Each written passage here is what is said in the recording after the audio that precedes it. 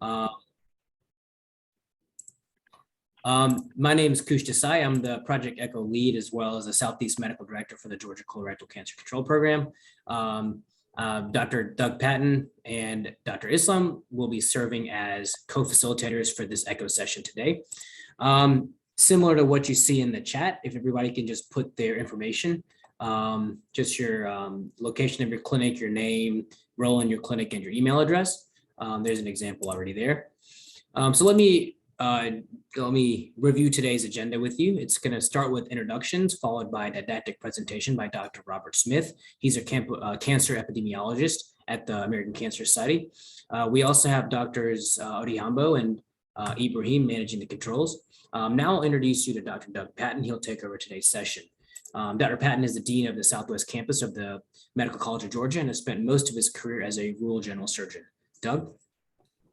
Thank you, Kush, and thank you everyone for joining us today. We do realize it's, again, a holiday week, so there may be some of you who are joining us despite the fact that you might be off, so we appreciate that. But let's talk just in general about ECHO as a reminder. The whole point is that this is about moving knowledge instead of people, so we bring the people around the conversation so that we can educate each other. And as a reminder that ECHO stands for Extension for Community Healthcare Outcomes. Next slide, please. So this colorectal cancer screening TeleECHO is devised specifically so that we can all learn from each other and our shared experiences around best practices, evidence-based practices for colorectal cancer screening. By participating in these sessions, you are consenting to be recorded, and we do appreciate that.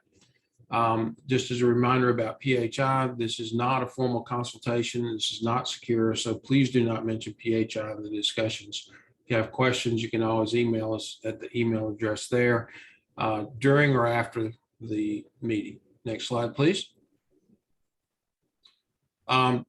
Beginning with registration and throughout the entire process, ECHO collects information, which is data that we use in a confidential manner for creation of reports, maps, communication surveys, etc. But the most important thing is so that we can inform new initiatives and take your ideas and your feedback and create the next new most valuable opportunity for you to learn. Next slide. Just some general Zoom reminders. Remember that to mute your microphone when you're not speaking, particularly during the presentation portions of the ECHO when the guest speakers or the presenters are sharing. Unmute yourself when you do speak. Throughout the entire session, you can always type questions into the chat box. They'll be monitored by Sama and Lorianne throughout. During the open question and answer sessions or in response to something that the presenter asks, you may raise your electronic hand, which is located by hovering over the reactions button on the bottom of your screen. You'll see the raise hand icon. Click on that. When you're recognized, open your mic, introduce yourself by name and your location, and then contribute. As a reminder, it's helpful if you keep your camera on throughout the whole time. We understand sometimes that's not practical and sometimes bandwidth concerns play in. But if you will do that and use the gallery view, then we can all sort of see each other throughout the meeting. Again, technical issues, you can write them in the chat, and Simon and Lorianne will respond to those throughout the meeting. Next slide, please. So at the end of each of the TeleECHO sessions, we've done a post-event survey. Many of you have filled these out. If you've not filled these out, we ask that you please take out your mobile device and click on that or capture that QR code and go ahead and get the link to that. You can, with that link open, you can complete the survey perhaps as we get towards the end of today's session. But capture that if you can. We'll try and remind ourselves of that again towards the end of the opportunity here today. All right, I think that captures all that we need to on the ECHO. If you go to the next slide, please. So today it's my distinct pleasure to introduce to you Dr. Robert Smith. He's the Vice President of Cancer Screening and Detection Science at the American Cancer Society with a headquarters here in Atlanta, Georgia. He leads the development of cancer screening guidelines. We were just talking about some of the challenges to that before we began the meeting today. He is one of the founders of the ACS National Colorectal Cancer Roundtable and has served as vice chair since its inception. Academically, he's an adjunct professor of epidemiology at the Rollins School of Public Health at Emory University. He's a member of the steering committee of the State of Georgia Comprehensive Cancer Control Plan. Today, he's going to speak to us and challenge us perhaps a little bit on reducing colorectal cancer incidence and mortality using evidence-based practices and what we've learned at the national and state levels. So with that, Dr. Smith, thank you for joining us today, and I'm going to turn it over to you. Thank you very much, Doug. I'm very happy to be here. I'm a big fan of the ECHO concept. I mean, one advantage, of course, is the talks are so short and they allow for a lot of discussion. So may I have the next slide, please? I'm going to talk a little bit about the guidelines because I think that they are going to have a profound impact on the way we screen for colorectal cancer. Right now, the ACS recommends that adults 45 years and older with an average risk of colorectal cancer undergo regular screening. We know that the tests that people have options to are either a stool test or a direct visual exam, and we emphasize that the stool tests have to have high sensitivity. So Hemocolt 1 and 2 are off the menu. And we especially emphasize the importance of follow-up of all positive results on non-colonoscopy tests as part of the guideline. It should stand to reason, but it's one of those things we think is important to mention. Next slide, please. Every time we update a guideline, we deal with quality of evidence, balance between desirable and undesirable effects, values and preferences. This is common for all guideline developers these days, but in particular, the American Cancer Society pays particular attention to burden of disease and burden of disease by race, age, and gender, and utilize modeling studies to fill the gap from where we do not have trial evidence or even observational evidence. Next slide, please.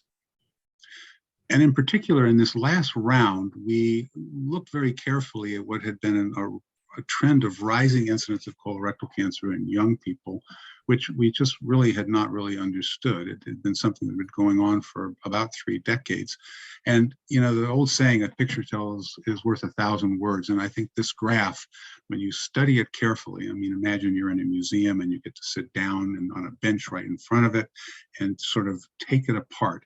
And if you look at each column, each of these graphs, right about midpoint, you will see that adults 50 to 54 and younger do not have this cascade of declining, incidence and death incidence in particular for colon and rectal cancer that the older adults do. This, in effect, is something that Becky Siegel identified, which is a birth cohort effect. It essentially tells us that colorectal cancer has been rising for some years in the youngest cohorts. And while we've been celebrating great progress in older cohorts as a function of these declining incidence rates, both due to lifestyle, but more recently, mainly screening, interrupting the natural history of disease, we're not seeing those benefits in the younger people who are not attending screening, those under 50 years of age. Next slide. We also see this in the trends by year of diagnosis. Those 50 years of age and older, and actually it's 55 years of age and older, have declining burden of disease, while those ages 20 to 49 years, ever since the early 1990s, have had rising increase of disease, both men and women. Next slide. We also wanted to see whether or not we should probably recommend screening beginning at the age of 45 for Black adults. This had been something that some of the professional societies had done. But as we looked at this more carefully, we saw that this rising trend in disease was principally in white men and women. And in fact, the rates for adults under the age of 50 between Blacks and whites had pretty much ended up to be about the same as of 2013. Next slide. And I think more important than anything else, if you've been comfortable beginning screening at the age of 50, ever since the mid-90s, when we really had the sort of the generation of our modern guidelines, we see that that incidence rate is roughly the same at the age of 45 today. And in fact, you've heard the expression 45 is the new 50. And in fact, that's what we see. Next slide. And I think a particularly important source of information that we always tend to look at, which is premature mortality, is that about 10% of all of the life years lost due to a diagnosis of colorectal cancer. That's everybody. 10% of all the life years lost due to a diagnosis of colorectal cancer occurs through a diagnosis between the ages of 45 and 49. These are not deaths between the ages of 45 and 49. These are deaths that occur as a result of an incident case between the ages of 45 and 49. Next slide, please. Now, our modeling, and people complained that there wasn't data to really demonstrate the effect, but we rely on modeling a lot. And the modeling showed us that we could estimate, we would actually achieve about a 10% improvement in the benefit of colorectal cancer screening by dropping the screening age to 45. And this is if everybody between the ages of 45 and 49 attended screening, which is the way we tend to model, is to look at a best case scenario. So that in fact, we found these data were convincing, and that led us to drop the age to begin screening to 45. Next slide, please. So we had expected this to be greeted with a great deal of enthusiasm, but in the GI community, in fact, it was not greeted with a great deal of enthusiasm, and we received a great deal of criticism for having dropped the age from 45 to 50. And I'll go through some of the reasons as we go through the next few slides. Next slide, please. But within 3 years, other guideline developers had reached the same conclusion, and in fact, that the data were really unimpeachable with respect to the value and the importance and the logic of dropping the screening age to 45. The task force did this, and the multi-society task force did this. So right now, there's really not too many complaints about beginning at age 45, and we just face the challenge of getting most adults to start screening at age 45. Next slide, please. But what data has really emerged since then to show that in effect that it makes sense to start screening at 45? This is a very nice study that was published in Gastroenterology in 2021 that showed the increasing prevalence of polyps greater than 9 millimeters in size in adults from the ages of 40 to 59 years undergoing colonoscopy between 2002 and 2014. You can see there's a steady increase in polyps greater than 9 millimeters in prevalence in each age group after 2005 of between 39 and 54%, showing that there is the rising incidence that we've been seeing in the early 50s is really not due to screening, a screening effective lead time, bringing those cases forward, but as much as anything else, a great deal of prevalence of disease rising in this age group that you're picking up at the first time people get screened at around the age of 50. Next slide, please. Yuri Lauterbaum and his colleagues did a nice evaluation of a number of the issues that have been raised by the GI community when the new guideline came out, looking for, well, what data do we really have that starting screening at 40 to 49 is going to be a problem in our practices, and does the new data show any value? Next slide. What they showed, in fact, is you look at the adenoma detection rate by age and the advanced adenoma detection rate by age, you see that the rates between the ages of 45 and 49 and 50 to 54 are really quite similar. They're looking at this by 2 periods, and you see increase in these rates, which they do not believe to be a period effect, associated with adenomas, but in fact, quality improvements in their own practices in the adenoma detection rate. But looking at these data, you can see that it's hard to argue that you should only begin at the age of 50 and not at the age of 45. Next slide, please. Their conclusions, first of all, was one of the issues that had been raised is that there would be a flood of people between the ages of 45 and 49 that would limit the ability to screen older adults. And they said, we just have not seen that. Our volumes really have not been too terribly influenced by that. And that their lesion detection rates, including for advanced adenomas, were really quite similar in the 45 to 49 group as they were in the 50 to 54 group, and essentially validating that it made a great deal of sense to start earlier. Next slide. There's a nice paper looking at the early onset of colorectal neoplasia in average risk individuals, basically a systematic review of all the literature that they could accumulate between 2002 and 2020. And what the authors found is that the prevalence of overall and advanced colorectal cancer neoplasia on screening in average risk adults younger than 50 years is about 14% and 2%. But among adults 45 to 49, 18% have any neoplasia and 4% have advanced neoplasia, which are rates very similar to those observed in adults in their 50s. Next slide. This is, I think, a really cool paper that came out in 2020 in JAMA Network Open. What they argued, the authors argued, is something we saw in breast cancer also. Then when we traditionally look at 10-year age groups or 5-year age groups, we're talking about millions of adults during a period of incidence change that's sort of natural with increasing age. And when we do these age comparisons where you have got a broad age range like 40 to 49 versus 50 to 59, you depress the comparison of the rates in similar age groups.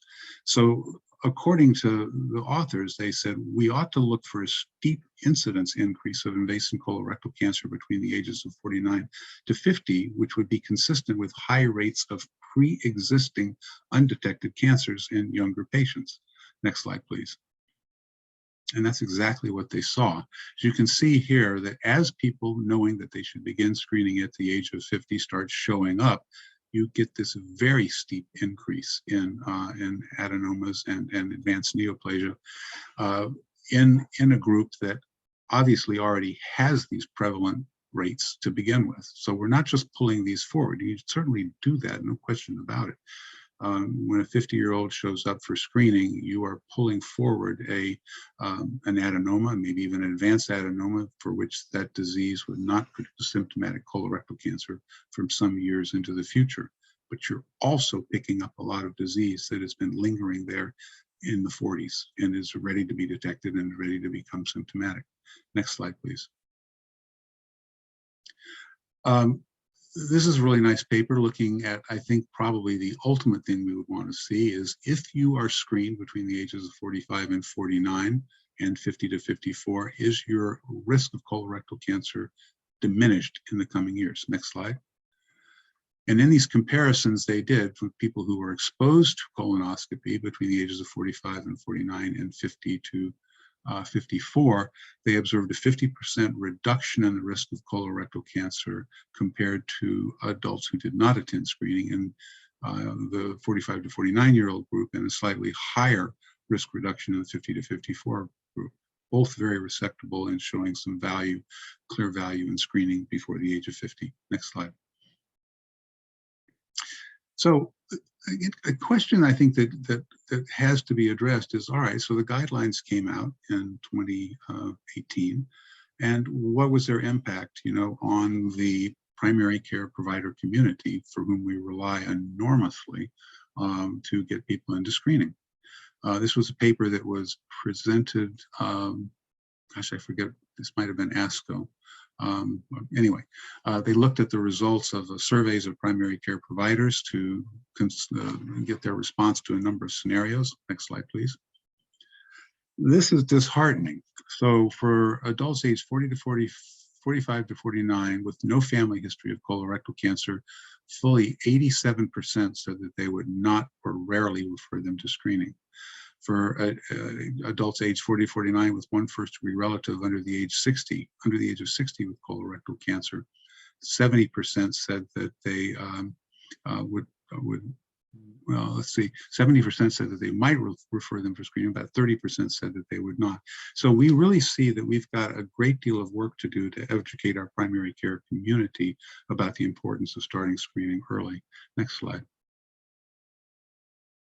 Now, one of the things that I think is going to help that is that there is a change in the HEDIS measures underway. There's a few of us that are working on a committee advising NCQA on the ramifications of lowering the reporting age to HEDIS to 45 to 49. I think this is going to be a change that's going to be in effect pretty soon. Next slide.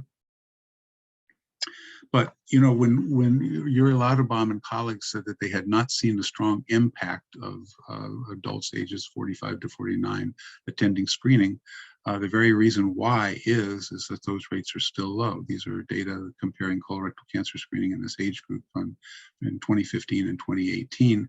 And you can see that it's increasing, but at this point in time, it is still low. And it's something that we've got to do a much better job of getting the word out that starting screening for colorectal cancer doesn't mean sometime after you turn 45, it means when you're 45. Next slide. We have this problem and had it for years. Screening rates in the 50 to 54-year-old groups are only 51%. So when you look at the data that I showed you earlier, there's a lot of colorectal cancer and advanced neoplasia being detected in adults who have been rather casual, and perhaps the referrals from their primary care providers have been rather casual about the importance of when to begin screening. In fact, we don't really see the rates approximating average rates until the later 50s, and that is something we've got to promote more aggressively, starting at least 10 years earlier than most people would. Next slide, please. Now, I want to emphasize what we can possibly achieve. This was when the National Colorectal Cancer Roundtable came out with the 80% by 2018 initiative. That name was brought to us by Jim Hotz. We asked, well, what would be the impact of screening the way we have been over the coming years, or getting that rate up to 80% by 2018? And we saw that if we move that rate from 60% to 80% by 2030, we would see 22% fewer cases, and we would see 33% fewer deaths. In real numbers, that meant that there would be 43% fewer cases per year, 277,000 cases overall, and 21,000 fewer deaths, or 203,000 fewer deaths overall by 2030. It's quite an accomplishment. Next slide. So the editorial that accompanied that paper said the best way to reach the goal of 80% adherence to colorectal cancer screening is through large state-based or national multi-level initiatives that include policymakers, community organizations, and payers, as well as healthcare organizations, healthcare practitioners, and the public. And this was Lecter Paskett and Fadlo Curry says we offer the challenge, who will accept? Well, this is actually the underlying challenge that rests with the national roundtables and the state-based roundtables. We don't have a national system or a state-based system of colorectal cancer control, but this is what the CDC grant and the roundtables are trying to achieve, imposing large and small systems at the national and the state level that would allow us to work together, identify shortcomings, identify gaps, and more consistently get people into regular screening. The most recent, when President Biden revitalized the moonshot a few months ago, the President's Cancer Panel was presented on the same day, and recommendation 1.2 was to expand and strengthen national cancer roundtables that include a focus on screening. And I think this also goes for state-based roundtables, because as much as the national roundtable can accomplish, I think the real action is at the state level. The roundtable models can accomplish this, and I think the greater engagement we get in, the more progress we're going to make in colorectal cancer control. Next slide. This is my thank you slide, so thank you very much for the opportunity to speak to you today. Thank you very much, Dr. Smith. That was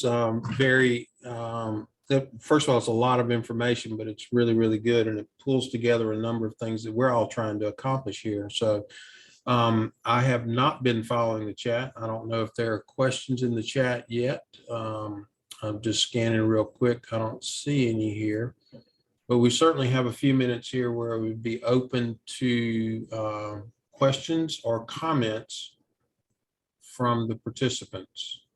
We would welcome that opportunity. Again, just hover over that reactions button on the bottom, raise your hand, and we'll see if we can call you out.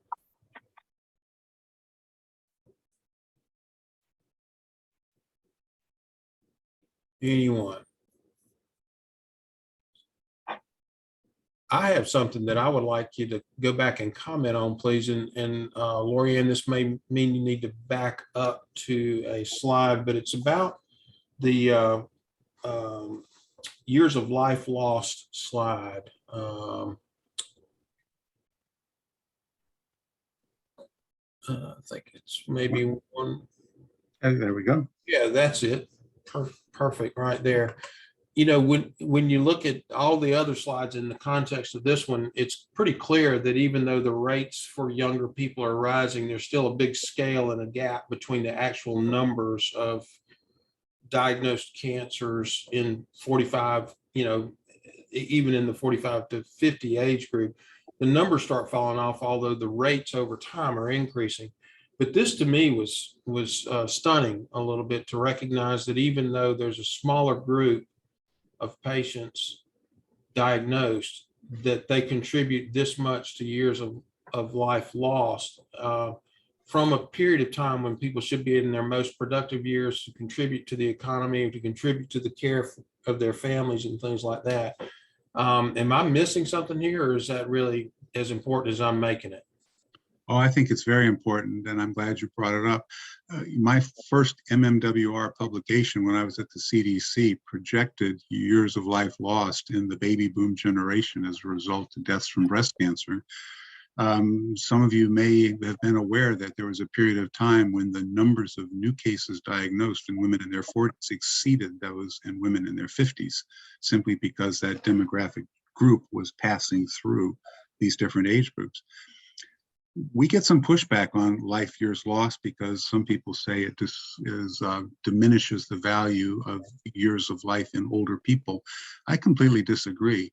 Premature mortality is premature mortality, no matter how you look at it. And we fail to really measure and capture the impact of a year of life lost throughout the lifespan.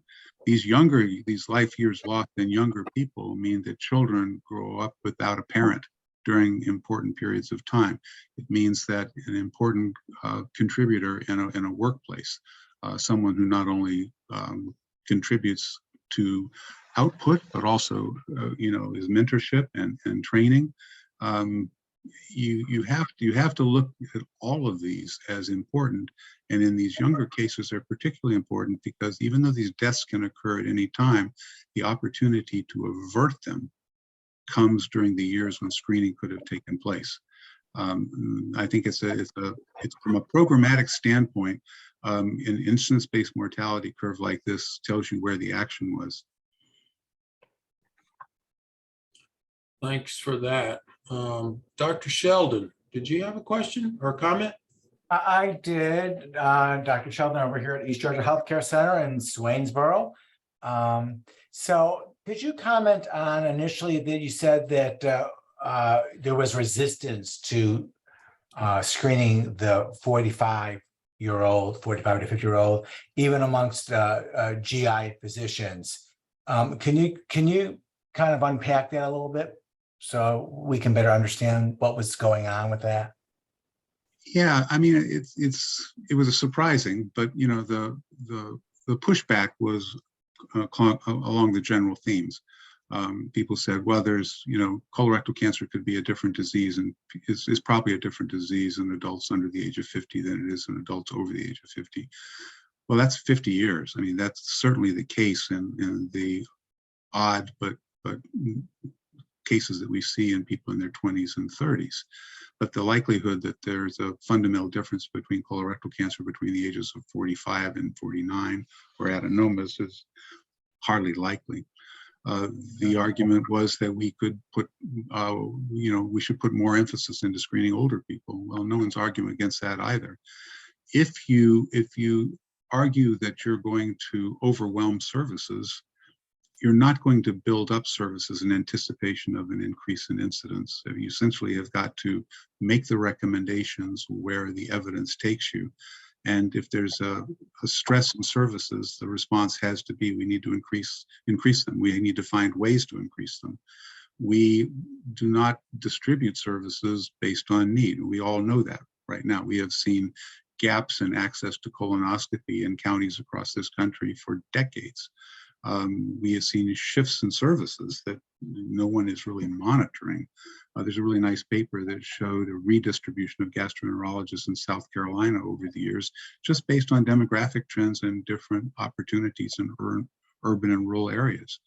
No one's really tracking that. So my point is that where the risk exists in individuals that would warrant that they should be screened, as a guideline developer, our job is to make that recommendation and highlight that there's going to be a need that has to be fulfilled. Thus far, it hasn't been a problem. Let me mention one other thing. We did not do this without giving it serious consideration. The CDC has produced several reports that have shown that capacity is adequate to meet the screening needs per the recommendations of colorectal cancer and even larger volumes. If we cease to examine people that had smaller, lower risk hyperplastic polyps, or keep bringing people back at shorter intervals because it just feels like there's going to be greater protection, that would free up a great deal of capacity. And in addition, quality assurance programs that improve the adenoma detection rate could give us greater confidence in longer screening intervals. So we think was a smart move. And anyway, to date, it appears as if all the data suggests that it was a smart move. And so we really aren't seeing any pushback at all to the lower age to begin screening since that, those papers that really showed up in the first 6 to 9 months after the guideline was out. Very good. Well, thank you for that, Dr. Smith. We're going to take one more question from Dr. Hotz, and then we'll move into the case presentation, and then we'll go back and revisit other questions or comments as they're coming in. So Dr. Hotz? Yes, great presentation as usual, Dr. Smith. Obviously, in developing these guidelines, one of the things you're trying to do is to inspire clinicians to change the way they practice. It's been my experience that one of the greatest determinants about how much people are screened is having a clinical champion, somebody who gets this data and say, it's pretty compelling, I'm going to change the way I practice, and I'm going to be the quarterback of this team. How important is it for those clinicians like myself on here to take an active role as a clinical champion? Do you find that to be a key thing to having high rates when you see people really do a good job? I'm glad you brought it up because I think it's absolutely essential. And, we hear a lot of feedback from doctors who say that, there wasn't for this other colleague in their group that, that continually made the point and brought up clinical scenarios that showed the value that they might not have made the change. So I think the champion plays a crucial role. We oftentimes identify in our materials that if you want to get something done, identify somebody who would be that champion and give them the support to play that role. Okay, thank you. Thanks, Dr. Smith. We've got another comment, but I'm going to, at this point, go ahead and transition, if you will, just out of respect for time, to our case presentations. At this point, I'm going to turn it back to Dr. Desai and to Sable Fleming, the clinical liaison from East Georgia, to give us our case today. Good afternoon. I'm Sable Fleming, the clinical liaison at East Georgia Healthcare. I'm also presenting today with Dr. Kush Desai, who is the Southeast Medical Director. Next slide. East Georgia Healthcare, we have 13 locations serving 12 different counties. Within those counties, we also have a dental clinic, behavioral health, chiropractor, and we also have an in-house pharmacy that serves all 12 counties. Next slide. At East Georgia Healthcare, we chose 4 EDIs, the provider reminders, which with our pilot clinic, we tried the chief complaint and it didn't quite work out. It wasn't consistent because of COVID. We had a tremendous amount of overturns. So we noticed that the providers had a huddle each morning with their care team, which seemed to work a whole lot better for us. Structural barriers, we have patient navigation by Horizons. We provide gas cards, and we also have financial support for the ones who can't afford colonoscopies. For provider feedback, each month we send out DDS reports to the entire staff at East Georgia Healthcare. This also, it gives each provider where they stand as well as where they stand with any other provider and care team through our East Georgia. It also provides the breakdown for providers as well as the facility as a whole. Our medical director, Dr. Kush, also does in-person visits as well as makes phone calls with each provider. For the patient reminder, we have not implemented it yet. We are in the process of getting the campaign approved to go out to all non-compliant patients. Next slide. So thanks, Sable. Sable went through all of the different EBIs, evidence-based interventions that we've been trying to implement at our clinics or at the East Georgia clinics. This slide, there's a lot going on, so I'll explain it to tell you exactly what we're trying to show here. But these are the screening rates over time. And so we've been implementing these interventions. And I say we, but it's predominantly the clinic providers and the clinic staff led by Sable and her leadership team there. But what they've been doing, or what we've been doing, is trying to implement in phases. So we started with Swainsboro, then we went to a few other clinics and a few others, and then now recently we went through our last 4. And so what this graph shows is, so the axis is our screening rates. You're seeing that y-axis is screening rate and the x-axis is time, so it's the months. And the first is Swainsboro, so that's the clinic where we implemented the screening rates, or sorry, when we implemented the EBIs initially, and that was in August 2021. I wish I had a pointer, so I'm just trying to explain this the best I can without the pointer. But so Swainsboro is the first one. This is the place that we started implementing interventions initially. Yep. And you're seeing that this one was started in August. And what you're seeing is the rate of increase is pretty good. You're seeing a slope. I mean, the scale is between 20 to 60, but we're seeing that upward trend. The next group started in November. We started doing these interventions. And we're also seeing, if you see after, especially this year, 2022, starting in January, we're seeing a nice trend. Even in Soperton, you're seeing a nice trend up. And in Mount Vernon, you're seeing a really nice trend up. And so part of my job was to be going around clinics and talking to providers, calling providers and trying to understand the difference in screening rates, getting feedback. And that was, of course, one of the EBIs as well as provider assessment and feedback. And so one of the things we saw was in Mount Vernon, just trying to figure out, they did a really good job. All the clinics have been doing well, but Mount Vernon saw a jump from 40 to 60%. One of the things that they've been doing is they've really been diligent with their provider reminders with the morning huddles. They have a team of consistent medical assistants. They scrub the charts. They figure out which patients are unscreened, and they've been diligently sending out those HemoSure, those fit tests to unscreened patients. That's one of the reasons that Mount Vernon has seen such a nice increase. Then the more recent clinics, this was just early March 2022. These go, so the scale, as you see, it just goes to May. That's where we're collecting the data and analyzing data for the more recent months. But just up until May, it's only been a few months. And so you're seeing Wadley and Millen. There's a little bit of an increase in Millen, which is nice. Wadley, it's a bit about stable. And then the clinics that we just started in, this was end of March. So it's been very recent. We just have 2 months of data since the EBIs have been implemented, are all pretty much stable. The rates are pretty much stable. They start at 30 and they're still at 30.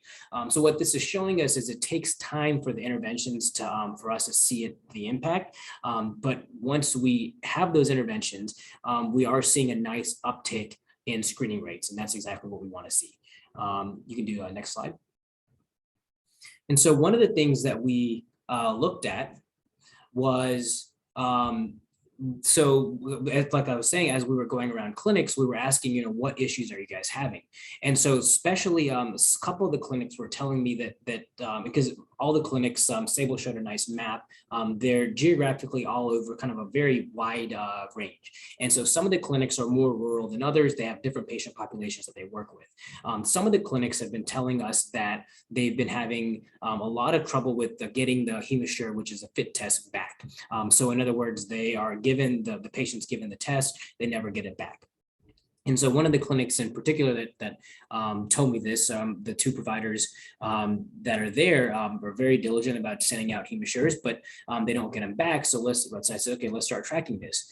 So you see March, March, they didn't have that many HemoSures given, but can you, next slide? By May, they were sending out a lot of HemoSures. You see a Reedsville, if you can point to Reedsville, Lorianne. So Reedsville, you can see they only had a 24% return rate. And other clinics have much higher return rates, as if you're seeing, 50% at Swainsboro, Mount Vernon, 50%. And so this is actually so they were right. They are having a much lower return rate than other clinics. There's different reasons for that, and we're going to talk about that in one of our future slides. But the other thing, if you can go back and then forward again, so just go back one slide. So one thing that we did was, remember, March is when we started the program with all the clinics. We had kind of piloted in Swainsboro, since that's the headquarters. And then after that, by March of this year, all the clinics were fully engaged in the program. So if you look at the bottom graph, you're going to see the light green lines. The light green lines are the total HemoSures given. So these are eligible patients that are now given screening tests. And so if you go from March to May, if you can go to the next slide, you'll see that for all the clinics, we're getting the HemoSures out. And so that means our providers are really working hard to make sure that these patients are getting the HemoSures, the ones that are eligible for screening. Now it's patient navigation, and they do a great job with Horizons getting those patients to get those fit tests back to get them back. And that's going to be the next part of this. So as I was saying, as we saw, we're not seeing the rate increase yet, but that's because this is a multi-intervention program.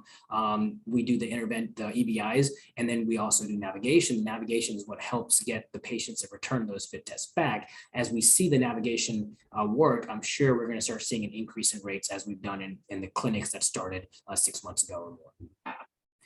Next slide. So now we're just going to have some discussion. So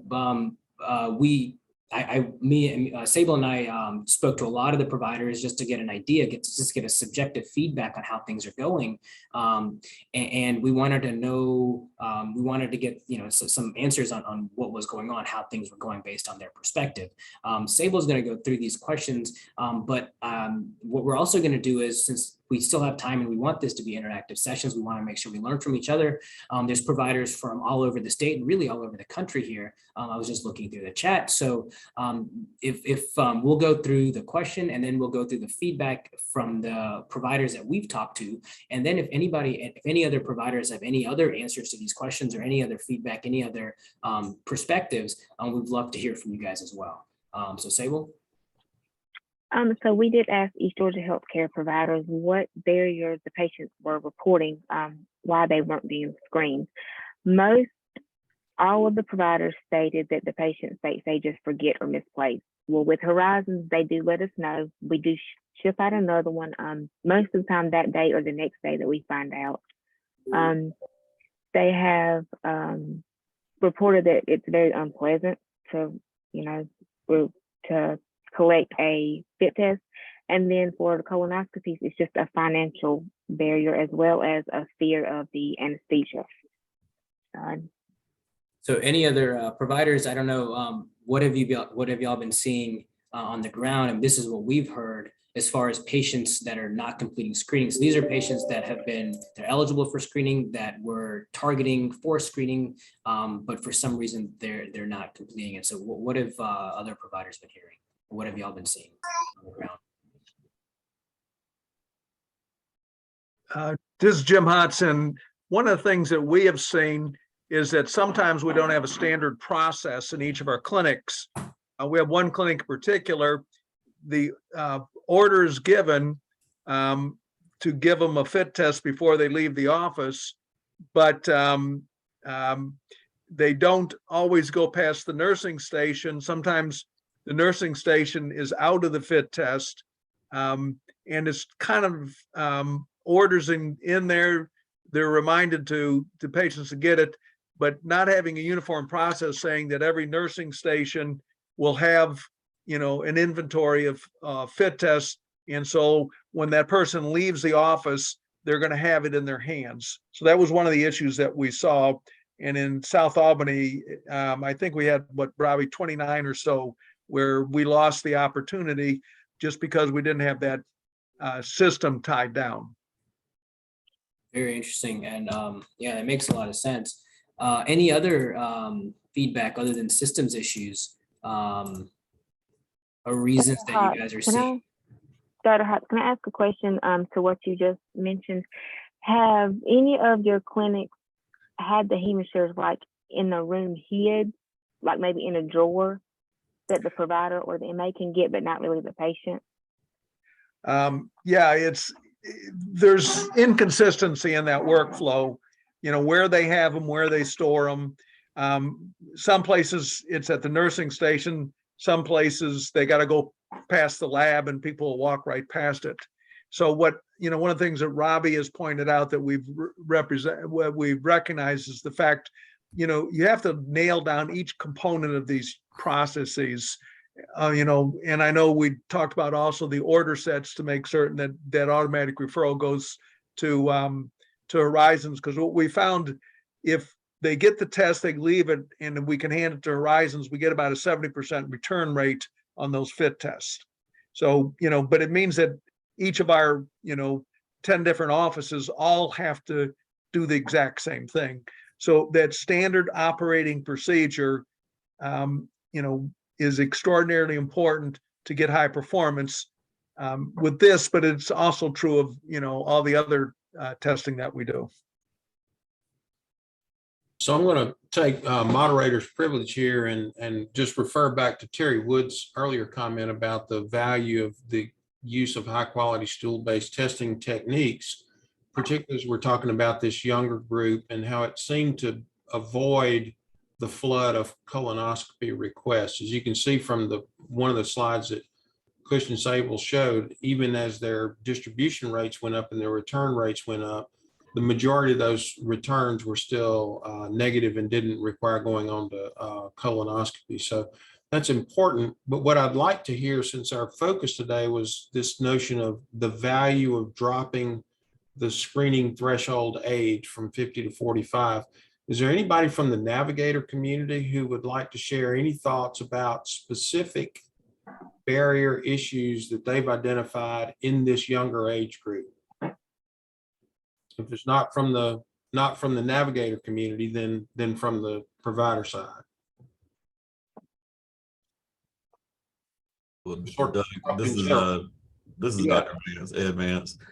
I don't know how much this is factoring in right now, but I know a lot of our providers at EGHC are concerned that maybe insurance companies won't cover these costs. Since this is a new recommendation that, a lot of times insurance companies haven't caught up with what the recommendations are. Honestly, I haven't had patients call back and say that yet. I know fit tests are relatively inexpensive, but colonoscopies might be a different story. That's a great point. Bob, you had a comment in response? Yeah, we see most of the major plans are covering it. And in fact, some of them covered it right after we changed the guideline. But what I've learned is that oftentimes in smaller areas, you get these plans, these derivative plans that may not cover things that the large national ones are. I think it's going to be roughly about a year from now before plans have to cover starting at age 45. I wish that rule weren't in place. When you come out with a recommendation that is going to save lives, you should ask plans to sort of take it on right away, and maybe even provide the incentive to do that. But it won't be too much longer before it's required by everybody. Robbie, did you have a comment? Yeah, so one of the things, Robbie, I'm the clinical liaison for the east side, Sable's counterpart over here with the APHC. So one of the things that we're running into a lot is just patient education. I know to piggyback off of what Dr. Vance said, one thing is that although there's been some debate over, and it was mentioned earlier, like the Family Association of Family Practice didn't want to change it, so certain providers still go with the older recommendation versus the new one, but also just patient education of where a patient comes in of that age group, they don't know that that it's changed for a lower age, and so they're thinking they still have 5 years to go, or however many years. And so they don't realize the benefits to it. So that's another thing, not only for patient education, but provider education for this, the change, so that they can more adequately explain it to the patients and inform them why the change is necessary. Thanks for that, Robbie. Dr. Islam, so you have your hand up. Well, thank you for good data presentation. It's a wonderful findings. So my point I was trying to see, the provider, they identified 3 factors barrier. One is the most patients says they forget or misplaced, or it's a process is unpleasant process, and the financial barrier. Since the provider, they know their patient population personally, and they know their all the barriers that they come up with. Is there any suggestion that they recommend to overcome these 3 barriers from the provider's point of view?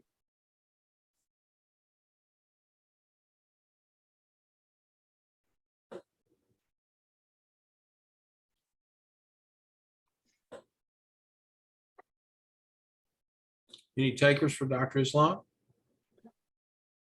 Yeah, I was asking whether they have any suggestion to address these 3 issues, that the barrier they come up with from the patients.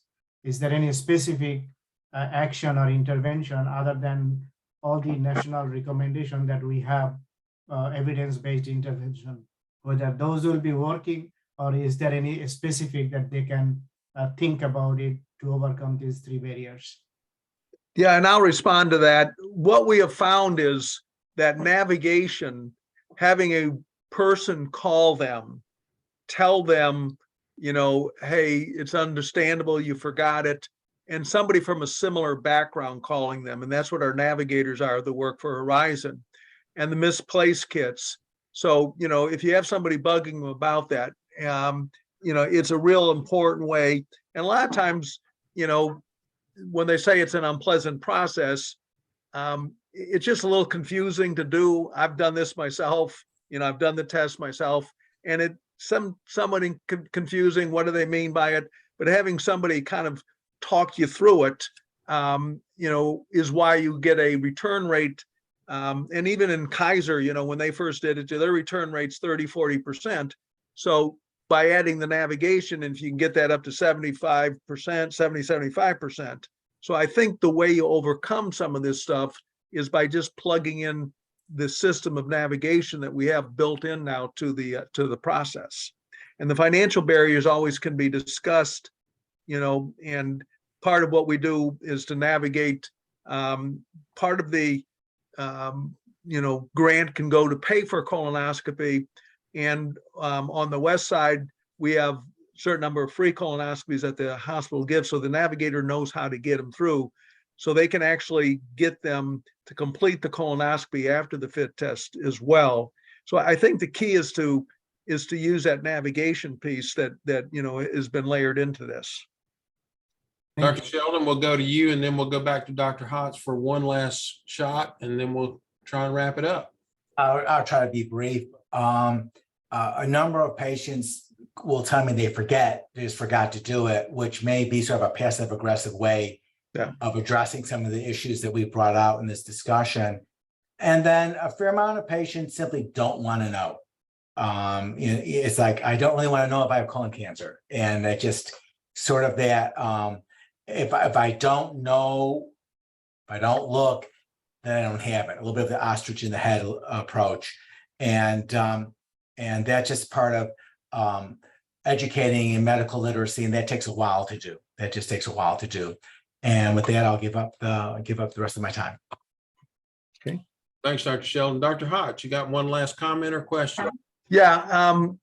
Well, first of all, I would like to thank Dr. Smith for being here. If we think of a baseball analogy, we've had 3 great people set Dr. Smith up, and he's batting cleanup for us, and I think he's knocked one out of the park. To get community health centers to pay attention and the whole organization to pay attention, it's going to be important we go from HEDIS to UDS. When would you predict that this is the 45 will become the new UDS measure? Any ideas about that? Who is that question for? Dr. Smith. Dr. Oh, Smith. yeah, I don't know, but it's something that's on our radar. And in fact, we're interested in some new UDS measures. So I think it's going to be really important. I mean, you and I both talked about what happened to the rates during the pandemic. And so we would like to get them down. Yeah, I want to emphasize one of the things that has been shown to be critical for every screening test that we do is patient demand. You know, someone mentioned that the Academy of Family Physicians wasn't too enthusiastic about changing their guidelines, and they still haven't endorsed screening for breast cancer before the age of 50, but most all of them refer their patients under the age of 50 to screening because their patients want it. And I think if we can create that demand side as well among people, we're going to see higher rates. Okay. It's an important catalyst. Okay. Well, that's great. And with that, I'm going to be mindful of time. I'm going to kind of wrap it up. We will, of course, move on, and I will leave this to Dr. Desai to pick up as soon as I'm done here. But if we could identify a key question today, is that notion of whether or not we've understood something new about the value of beginning colorectal cancer screening at age 45 instead of 50. And I think there have been a number of points. We've also identified, obviously, a number of challenges related to that. And I think there are some system approaches that might help us with that. And some regulatory approaches, as pointed out by Dr. Hotz and in response to Dr. Smith, that could help us raise that. The key response seems to be navigational assistance from peers, people who understand it. So maybe we need to get peers who are in this age range to participate perhaps more in a targeted fashion. So just a couple of thoughts. And with that, I'm going to pass it back to Dr. Desai. Hey, all right, everybody. So I hope you guys enjoyed today's presentation. Hope you guys learned something. I know I did. So to get CME credit, you can just use your phone, just go open up your camera and scan the QR code, or you can click the link in the chat. Just as a reminder, you'll have to sign in or sign up for the sign up for an account if you haven't done that before in order to get credit, and if you have made an account before, you can use your same username and log in. Just a quick thank you to Dr. Patton for leading us through this presentation. A thank you to all the presenters. Also a thank you to Lorianne and her evaluation team for putting together those graphs that I showed everybody. I think it was a nice visual representation of what our clinics are going through. In the future, I will be asking specific providers to be giving some case presentations as well. And so we're going to be requesting for those for the next session, which is going to be Wednesday, August 3rd. You guys can put that on your calendar, Wednesday, August 3rd. It's the first Wednesday of every month. And so the next one's going to be in August. So thank you everybody for attending, and we'll see you guys at the next session. For the people that are part of the ECHO team, please stay on for the post-ECHO debrief. Thanks, everyone. Okay. Thank you. Thank you. Bye-bye.